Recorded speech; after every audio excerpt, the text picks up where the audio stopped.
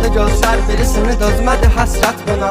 Elə bir dərdin ahındayam imdad edip çağırmam. Ölüm vardı mən bilirdim her hayatın sonunda. Çətin gəldi inan mənə yoxluğunla yorulmam. Görmədin mi sən yoxsa gözüm mü bağlı? Hissini örtmüş buludum və sanki yağışlar yağır. Kimlərə mərhəm olmuşsan niyə görə tək mənə ağrı? O vaxt cevabı ilə indi özce yarasını sardı. Danışma sus buna qəlbim, soruşma yarın ağrını. Çəkəcəm beynimə bir mərmini qoy təkrarlamasın. O səsin qulaqlarımdan silinmir illərdir inan. Bu da bir susqunluqdan ibarət qoy darıxmasın. Çəkəcəm silahı başıma bir mərmiyə. Aç, niye açma kadar? Yarın halını Stop.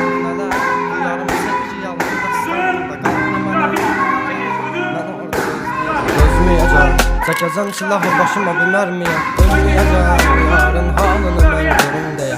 Oldu nələr bu yarım sevic